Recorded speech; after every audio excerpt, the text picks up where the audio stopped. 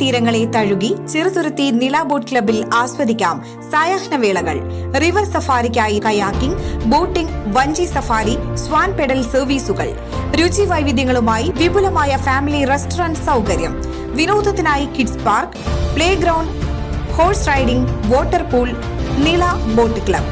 Retired അധ്യാപകരുടെ നേതൃത്വത്തിൽ ചെറുതുരുത്തി കലാമണ്ഡലത്തിന് മുൻപിൽ നടത്തുന്ന അനിശ്ചിതകാല സമരം തുടരുന്നു.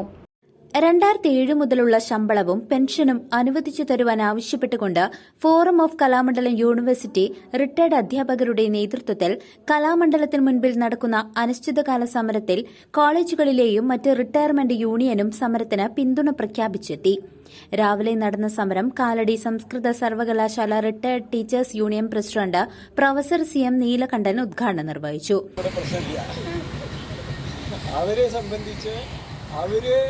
അവരുടെ ഒന്നാമത് നൂലാമാലകൾ, നിയമത്തിൻ്റെ അല്ലെങ്കിൽ ഇതിൻ്റെ ഘടനയുടെ നൂലാമാലകൾ. ഇടയ്ക്ക് IAS ഓഫീസർമാർ ഇടപെടും, വേറെ ചിലവർ ഇടപെടും. ഇവർക്ക് എന്തിനാ അത് കൊടുക്കണമെന്ന് ഇല്ലാതെയാക്കാൻ വേണ്ടി 100 നോട്ടിടും. അത് കഴിഞ്ഞാൽ ഗവൺമെൻറ്റിനെ സംബന്ധിച്ച് അവർക്ക് അനുകൂലമായ മനസ്സുണ്ടെങ്കിൽ അവർക്ക് പ്രയോറിറ്റി വേറെ ഒരുപാട് കാര്യങ്ങളുണ്ടാവും. 100 പ്രശ്നങ്ങൾ അവർക്ക് നേരിടാനും അവർക്ക് അത് തീർപ്പ് കൽപ്പിക്കാനും ഉണ്ടാവും.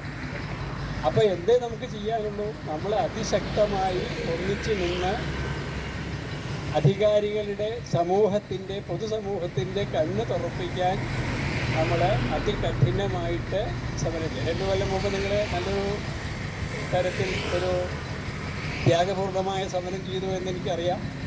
Forum of Kalamandalam university retired teachers Kalamandalam university president M. Unnikrishnan അധ്യക്ഷത വഹിച്ചു. കാലടി സംസ്കൃത സർവകലാശാല retired teachers union secretary professor VG Gopalakrishnan മുഖ്യപ്രഭാഷണം നടത്തി. Kalamandalam OK Ambika, Kalamandalam S. Gopakumar, Kalamandalam AM Prasanna തുടങ്ങിയവർ സംസാരിച്ചു.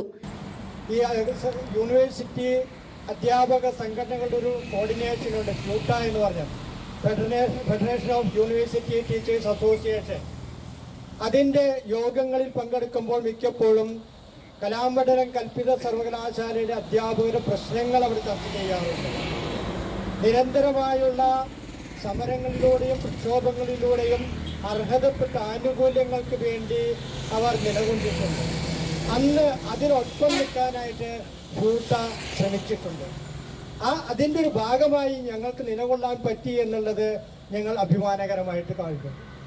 എന്നാൽ നമുക്കറിയാവുന്നതുപോലെ കേരളത്തിലെ ഉന്നത വിദ്യാഭ്യാസ മേഖല ആകെ തന്നെ വളരെ വലിയ പ്രതിസന്ധിയെ നേരിടുകയാണ്. കേരളം കലാമണ്ഡലത്തിൻ്റെ സ്ഥിതി മാത്രമല്ല, എല്ലാ സർവകലാശാലകളും വലിയ വെല്ലുവിളി നേരിടുകയാണ്.